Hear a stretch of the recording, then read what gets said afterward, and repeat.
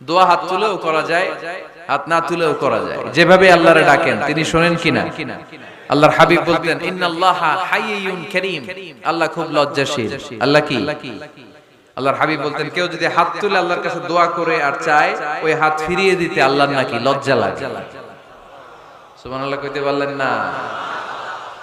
আবার দোয়া যখন করবেন আল্লাহর নামগুলো উচ্চারণ করে দোয়া করবেন। আল্লাহর অনেকগুলো সুন্দর নাম আছে না নাই? ইন্নালিল্লাহি 99 ইসমা, আল্লাহর রয়েছে 99টা সুন্দর সুন্দর নাম। এই নামগুলো যে মুখস্থ করবে, নামের হক যেই ব্যক্তি আদায় করবে, তারে জান্নাতের মালিক বানায় দিবে কে? দোয়া যখন করবেন আল্লাহর আসমাউল্লাহিল হুসনা গুলো বলে বলে আল্লাহরে ডাকবেন। আল্লাহর একটা সুন্দর নাম আছে আর রহমান। কি নাম? মানে দয়ালু। রহমান মানে কি? দয়াময়। রহমান শেখালেন কোরআন, বানালেন ইনসান, শেখালেন বায়ান। দয়াময় রহমান শেখালেন কোরআন, বানালেন ইনসান, শেখালেন বায়ান। দয়াময় রহমান শেখালেন কোরআন, বানালেন ইনসান, শেখালেন বায়ান। সুবহানাল্লাহ পড়েন। দয়াময় মেহেরবান, তিনি রহমান। এজন্য দোয়ার শুরুতে তারা ডাকেন, বলেন ইয়া রহমান। সবাই পড়েন ইয়া রহমান, ইয়া রহিম, ইয়া গফুর, ইয়া গফফার, ইয়া সত্তার, ইয়া জব্বার। দোয়ার শুরুতে এই নামগুলো ধরে ধরে যদি আবেগ নিয়ে ভালোবাসা নিয়ে আল্লাহরে ডাকেন, দোয়া কবুল করে নিবে কে? এই দোয়ার মাঝখানে যদি এক ফোঁটা চোখের পানি ফেলতে পারে কবুল হবে? কবুল করবে কে? চোখের পানি ফেলবার চেষ্টা করবে। নিজেকে যত ছোট করে আল্লাহর কাছে উপস্থাপন করা যায়, যত ছোট করা যায় নিজেকে। আল্লাহর হাবিব সাল্লাল্লাহু আলাইহি ওয়াসাল্লাম মহাবিশ্বের শ্রেষ্ঠতম মানুষ, তিনি দোয়ার সময় আল্লাহরে বলতেন আল্লাহুম্মা ইন্নী আবদুক, আল্লাহ আমি আপনার দাস, আমি আপনার গোলাম। ওয়াবনু আবদিক, গোলামের ঘরের গোলাম। ওয়াবনু আমাতিক, দাসীর ঘরের গোলাম, বান্দির ঘরের গোলাম। আমার বাবা আব্দুল্লাহ আপনার গোলাম, আমার মা আমেনা আপনার দাসী। সুবহানাল্লাহ পড়বেন না? কিভাবে নিজেকে ছোট করতে হয় আল্লাহর হাবিব সাল্লাল্লাহু আলাইহি ওয়াসাল্লাম ছোট করতেন। গুনার কথাগুলো স্মরণ করবেন, আল্লাহরে বলবেন আল্লাহ আমি ছাড়া তোমার অনেক বান্দা আছে, কিন্তু তুমি ছাড়া আমার আর কেউ নাই। ঠিক কি না? এভাবে যত ছোট করে নিজেকে উপস্থাপন করা যায় দোয়াতে, এই দোয়া কবুল করে নেবে কে? এরপরে সম্মিলিত যদি দোয়া হয়, যিনি দোয়া করবেন তার প্রতিটা দোয়ার পরে আমিন বলা সুন্নাহ। যদি কেউ দোয়া করে রব্বানা আতিনা ফিদ দুনিয়া হাসানাহ ওয়া ফিল আখিরাতি হাসানাহ ওয়া কিনা আযাবান নার, তখন সবাই কি বলবেন?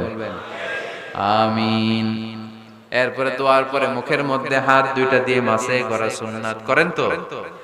কারণ রাসূলুল্লাহ সাল্লাল্লাহু আলাইহি ওয়াসাল্লাম ইযা রাফা'a ইয়াদাইহি ফিদ দুআ লাম ইয়াহুত্তাহুমা ইল্লা মাসাহা বিহিমা ওয়াজহা। আল্লাহর হাবিব সাল্লাল্লাহু আলাইহি ওয়াসাল্লাম যখন দোয়ায় হাত তুলতেন, ওই হাত দুইটা মুখের মধ্যে মাসে না করে নিচে নামাতেন না। মুখ মাসে করেন তো? এই পদ্ধতিতে যদি আপনি দোয়া করেন, আল্লাহর কাছে প্রার্থনা করেন আর ফরিয়াদ করেন, আপনার দোয়া কবুল করবে কে? যখনই দোয়া করেন আপনার ডাকগুলো শুনে কে? তারপরে বিশেষ কিছু সময় আছে, বিশেষ কিছু মুহূর্ত আছে, ওই মুহূর্তগুলোতে দোয়া করলে দোয়া কবুল করে কে? এর মধ্যে একটা মুহূর্ত হলো তাহাজ্জুদের মুহূর্ত। কিসের মুহূর্ত? তাহাজ্জুদ পড়েন তো আপনারা? হ্যাঁ, এখন আওয়াজ নাই গলায়। পড়ি? ফজরের নামাজই পড়তে পারি না হুজুর, তাহাজ্জুদ কেমনে পড়ব?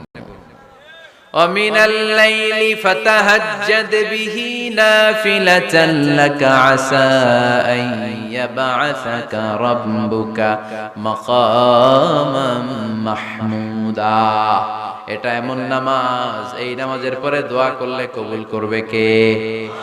ওই মুহূর্তে আল্লাহ প্রথম আকাশে মনোনিবেশ করেন, ডাকতে থাকে কার কি লাগবে চাও। টাকা লাগবে টাকা দেব, সম্পদ চাও সম্পদ দেব, সম্মান চাও সম্মান দেব, বউ লাগলে বউ দেব। আছে না নাই? লাগবে না? এদিকে তো বেশিরভাগ অবিবাহিত মনে হচ্ছে। বিয়ে করো নাই কারা কারা দেখি? খাইছে। সবার তো বউ লাগবে দেখা যায়। আল্লাহর কাছে চাইবা, দিবে কে? দেয়ার মালিক কে? মনের বাসনা পূরণ করে কে? ওই আল্লাহর কাছে যেন আমরা চাই। বিয়ের কথা শুনলে সব সজাগ, আর ঘুমে ধরে না। এখন সজাগ জাতি, চাইতে হয়। যুবক ভাইরা চাইতে হবে আল্লাহর কাছে, নেককার স্ত্রী চাইতে হয়, নেককার সন্তান চাইতে হয়। তাহাজ্জুদের সালাতে যেন আল্লাহর আমরা বলতে পারি, আল্লাহ এমন জীবন সঙ্গিনী দাও, রূপবতী, গুণবতী, নেককার, যার সাথে দুনিয়াতেও থাকবো, জান্নাতেও থাকবো। ঠিক কিনা? এই দাম্পত্য জীবন কি শুধু দুনিয়ায়? আমার স্ত্রী আমার সাথে জান্নাতে যাক, আমি চাই কি চাই না? মুমিনরা দুনিয়াতেও একসাথে, জান্নাতেও একসাথে। ঠিক কিনা? তাহাজ্জুদের দোয়া আল্লাহ ফিরায় না। ইফতারির আগে যে দোয়া, ওইটা আল্লাহ ফিরায় না। ইফতারি করার আগ মুহূর্তে আমরা যে পেঁয়াজু, আলুর চপ, বেগুনি, হ্যাঁ, এগুলো খান আপনারা? রুহাবজার শরবত খান নাকি? এই যে সাজায় রাখা হয় ডিজাইন করে, এইগুলো রেখে যখন দোয়া করেন, এই দোয়াটা আল্লাহ শুনে খুব। আল্লাহ বলে, কিরে ফেরেশতারা, ঘটনা কি? এত খাবার কেন? আল্লাহ রোজা রাখছে। কি চায়? আল্লাহ ক্ষমা চায়। তো খায় না যে তৃষ্ণার, তো আল্লাহ আপনার ভয়। আমারা দেখছে না, আল্লাহ আপনারা দেখে নাই। জান্নাত দেখে নাই, আমার জাহান্নাম দেখেছে আল্লাহ কিন্তু জানে। তারপরে ফেরেশতাদের মুখ থেকে বের করা হবে। সুবহানাল্লাহ পড়েন। আমার জাহান্নাম দেখেছি কিনা বলো। ফেরেশতারা বলে, না, জাহান্নাম দেখে নাই।